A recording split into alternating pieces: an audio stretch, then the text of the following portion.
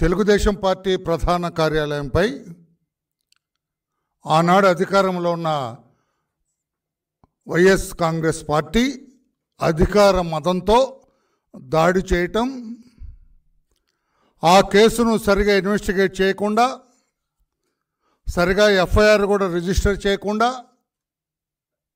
ప్రక్కన పడేయటం, తర్వాత అధికార మార్పిడి జరిగిన తర్వాత తెలుగుదేశం పార్టీ అధికారంలోకి వచ్చిన తర్వాత ఆ కేసును దర్యాప్తు వేగవంతం చేయటం మనందరికీ తెలుసు. అది ఆనాడు చెప్పాను, ఈరోజు చెబుతూ ఉన్నాను. ఆ దాడి ఒక పెద్ద కుట్ర. It was a big conspiracy. ఒక దేవాలయం లాంటి తెలుగుదేశం పార్టీ ప్రధాన కార్యాలయం మీద దాడి, దేవాలయం మీద, హిందూ దేవాలయం మీద దాడి చేస్తే హైందవులు ఎంత బాధపడతారు? ఒక మసీదు మీద దాడి జరిగితే ముస్లింలంతా కూడా ఎంత బాధపడతారు? ఒక చర్చ్ మీద దాడి జరిగితే క్రైస్తవ లోకం అంతా కూడా ఎంత బాధపడతారు? ఆ రకంగానే తెలుగుదేశం పార్టీ ప్రధాన కార్యాలయం ఇదొక దేవాలయం. ఇది తెలుగుదేశం పార్టీ కార్యకర్తలందరికీ, లక్షలాది మంది కార్యకర్తలకి ఇది దేవాలయం. ఈ దేవాలయం మీద దాడి జరిగితే లక్షలాది మంది కార్యకర్తలు బాధపడరా? లక్షలాది మంది సానుభూతి పరులు బాధపడరా?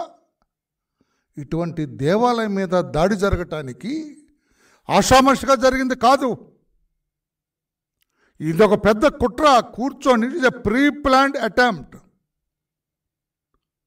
చాలా ప్రిపేర్డ్గా, ప్లానింగ్గా జరిగిన దాడిది. ఆషామాషిగా జరిగింది కాదు. There was a big conspiracy. ఇప్పుడు పోలీసులు అరెస్ట్ చేశారు. నేను ఎవరో ఎక్స్ఎంపీని అరెస్ట్ చేశారు. ఎక్స్ఎంపీ అతను ఒక పాత్రధారుడు మాత్రమే. ఎవరైతే అరెస్ట్ చేశారో అతను ఒక పాత్రధారుడు. అతను సూత్రధారులు ఎవరు? అతన్ని డైరెక్ట్ చేసింది ఎవరు? దానికి నిర్మాత ఎవరు? దీని వెనకున్న అసలు సూత్రధారుల్ని బయటకు తీయాలని చెప్పి కూడా మరొకసారి మేము డిమాండ్ చేస్తున్నాం. అరెస్ట్ అయిన అతన్ని, అరెస్ట్ కాబోతున్న వాళ్ళని, వీళ్ళందరినీ కూడా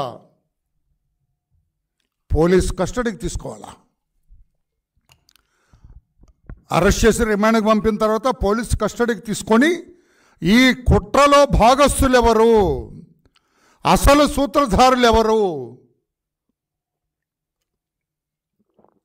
దాడి చేయమని చెప్పింది ఎవరు, ఇది బయటకు తీయాలని చెప్పి కూడా పోలీసు వ్యవస్థని మరలా నేను కోరుతూ ఉన్నాను. నేను ఆనాడు అడిగాను, ఈరోజు అది అడుగుతున్నాను. నేను వెనకాకపోతే ఇతను చెబుతాడా ఈ ఎంపీ, అతనికి అంత బుర్ర ఉందని నేను అనుకోవట్లా. దీని వెనక పెద్దలు ఉన్నారు. ఎవరో పెద్దలు?